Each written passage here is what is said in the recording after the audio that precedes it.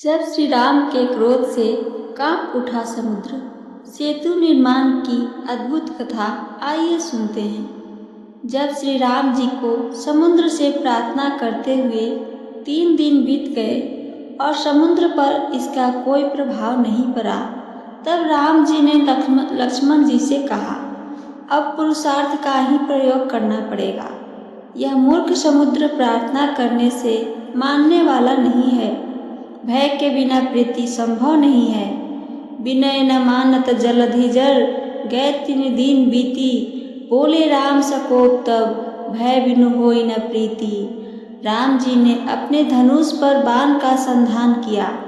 लक्ष्मण जी बोले, प्रभु मैंने आपसे पहले ही कहा था कि प्रार्थना करना केवल आलसियों का काम है। काम तो पुरुषार्थ से ही बनेगा। यह काम आप 3 दिन पहले ही कर लेते। राम जी ने कहा, तुम ठीक कह रहे हो लक्ष्मण।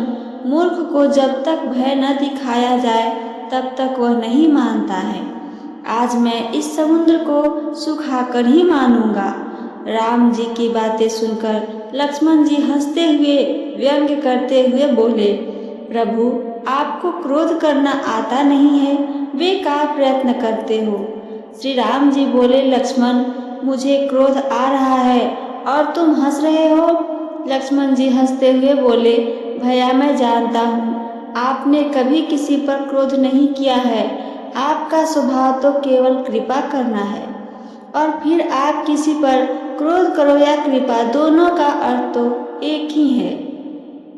आपको स्मरण होगा जब आपने घायल पड़े हुए जटायु जी की व्यथा जानी, तब वहाँ पर भी आपने क्रोध का अभिनय किया था।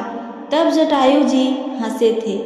आपने जटायु जी से भी यही प्रश्न किया था कि जटायु जी मुझे क्रोध आ रहा है और तुम हंस रहे हो, क्या कारण है। तब जटायु जी ने आपसे कहा था, प्रभु क्यों व्यर्थ में क्रोध का अभिनय कर रहे हो। आपने कहा था कि जटायु जी क्या मेरा क्रोध तुम्हें दिखाई नहीं दे रहा है। जटायु जी ने आपसे कहा था कि आप क्रोध करते हुए कह रहे हो कि मैं रावण को कुल समेत वहां पहुंचा दूंगा जहां पिताश्री गए हुए हैं, और रावण ही अपने मुख से यह कहानी सुनाएगा। जब रावण को भी उसी स्थान पर भेजना चाह रहे हो जहां पिताजी गए हैं, तो फिर तुम्हारे क्रोध और कृपा में अंतर ही क्या है। रावण पर क्रोध कर रहे हो और उसे कुल सहित अपने धाम में भेजना चाह रहे हो, और मुझ पर कृपा कर रहे हो तो मुझे अकेले को अपने धाम में आप भेज रहे हो।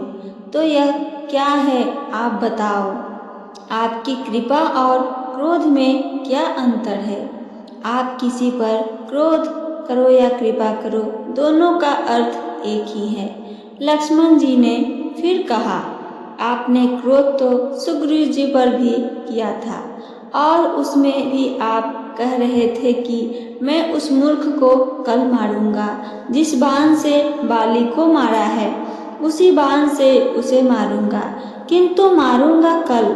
जब मैंने कहा था मुझे आज्ञा दीजिए, मैं आज ही उसे मार दूंगा, तब आपने कहा था नहीं नहीं ऐसा नहीं करना है, उसे मारना नहीं है, वह मेरा मित्र है। जब मारना नहीं है तो क्यों कह रहे हो। क्रोध में ऐसा नहीं होता भैया। आप क्रोध तो करते हो, किंतु आपके क्रोध के पीछे आपकी कृपा भी छुपी रहती है। भगवान कहते हैं, नहीं आज मैं इस समुद्र को अवश्य ही सुखाकर ही रहूँगा। राम जी की क्रोध भरी बातें सुनकर समुद्र के जीव जंतु घबराने लगते हैं। मकर उड़ग झस गन अकुलाने, जरत जंतु जलनिधि जब जाने। समुद्र भी घबरा गया है श्री राम जी के क्रोध को देखकर। भयभीत होता हुआ मणियों का थाल लेकर ब्राह्मण के रूप में प्रकट हुए। कनक थार भरी मणिगण नाना, विप्र रूप आयु तजी माना। भयभीत होते हुए कहने लगा, प्रभु मैं तो स्वभाव से ही जड़ हूँ, यह सब आपकी ही कृपा से बनाए हुए हैं। प्रकृति में हमें यह गुण दिया है, मैं उसी का पालन कर रहा हूँ। तब प्रेरित माया उपजाए, सृष्टि हेतु सब ग्रंथन आए। आपसे विनय प्रार्थना करता हूँ, जैसा आपका आदेश होगा मैं वैसा ही करने को तैयार हूँ। प्रभु आज्ञा अपेल श्रुति गाई, करो सो बेगी जो तुम्हीं सुहाई। आप मुझे सुखाकर रास्ता बना सकते हो, पार कर सकते हो, किंतु इसमें आपका बड़प्पन नहीं रहेगा, मर्यादा नहीं रहेगी। गोस्वामी जी श्री तुलसीदास जी महाराज कहते हैं कि हमारे प्रभु श्री राम जी का स्वभाव बहुत ही कोमल है। अभी अभी समुद्र पर क्रोध कर रहे थे, उसे मूर्ख कह रहे थे, और जब समुद्र की कोमल वाणी सुनी तो बिल्कुल सहज हो गए। समुद्र को तात कहकर संबोधित करने लगे। जेहि विधि उतरे कपि कटक कुंतात, सो कहूँ उपाय। इसलिए लक्ष्मण जी श्री राम जी से कह रहे थे, भैया क्रोध करना आपका स्वभाव नहीं है, क्रोध में भी आप कृपा ही करते हैं। राम जी ने समुद्र से कहा, यह बताओ हमें उस पार होने का क्या उपाय है, मैं कैसे समुद्र के उस पार जा सकता हूँ।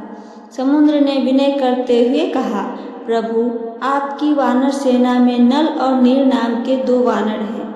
नाथ नील नल कपि 2 भाई, उन्हें बचपन में ऋषियों से आशीर्वाद मिला है। लड़िकाई ऋषि आशीष पाई, उनके हाथों से पानी में छोड़े गए पत्थर डूबते नहीं हैं। आपके प्रताप से पत्थर पानी में तैरते जाएंगे।